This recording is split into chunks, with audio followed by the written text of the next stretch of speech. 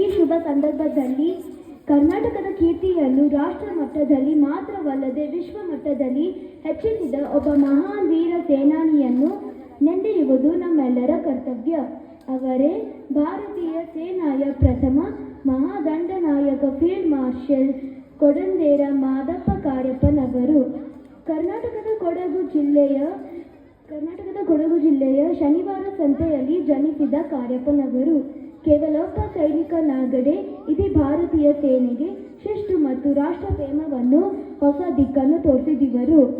ರಾಷ್ಟ್ರ ಮೊದಲು ನಂತರ ನಾವು ಎಂದಿಗೂ ಅವರ ಜೀವನ ಮಂತ್ರವಾಗಿತ್ತು.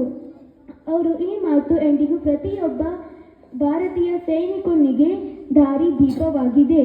ಕಾರ್ಯಪ್ಪನವರ ಸೇವಾ ಜೀವನ ಅಸಾಧಾರಣ. ಬ್ರಿಟಿಷ್ ಇಂಡಿಯನ್ ಆರ್ಮಿಯಲ್ಲಿ ಅತ್ಯುನ್ನತ ಹುದ್ದೆಗಳನ್ನು ಅವರು ಅಲಂಕರಿಸಿದ ಮೊದಲ ಭಾರತೀಯ. ಅವರು ಇತಿಹಾಸ ಸೃಷ್ಟಿಸಿದರು. ಎರಡನೇ ಮಹಾಯುದ್ಧದಲ್ಲಿ ಇರಾಕ್, ಇರಾನ್, ಸಿರಿಯಾ ಮತ್ತು ಬರ್ಮೆ ಮುಂತಾದ ಕಡೆಗಳಲ್ಲಿ ಅವರು ತೋರಿದ ಶೌರ್ಯ ಮತ್ತು ನಾಯಕತ್ವ ಅಪೂರ್ವ.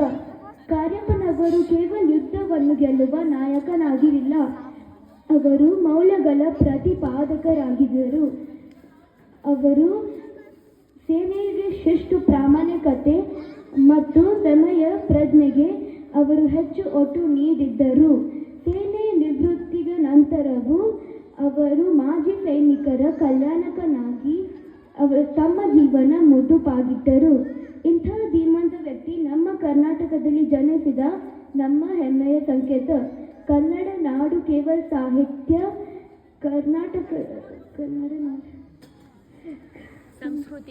ಸಂಸ್ಕೃತಿ ಮತ್ತು ನಿಸರ್ಗ ಸಂಪತ್ತಿನ ಬಿಡಲ.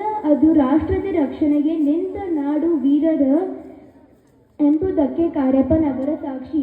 ಈ ರಾಜ್ಯೋತ್ಸವದ ಸಂದರ್ಭದಲ್ಲಿ ನಾವು ಕನ್ನಡಿಗರಾಗಿ ಕಾರ್ಯಪ್ಪನವರು ಶೌರ್ಯ ಮತ್ತು ರಾಷ್ಟ್ರ ಪ್ರೇಮವನ್ನು ಸ್ಮರಿಸೋಣ.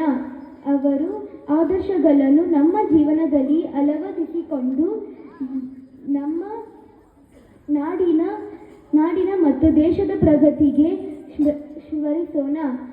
ಎಲ್ಲರಿಗೂ ಕನ್ನಡ ರಾಜ್ಯೋತ್ಸವದ ಶುಭಾಶಯಗಳು.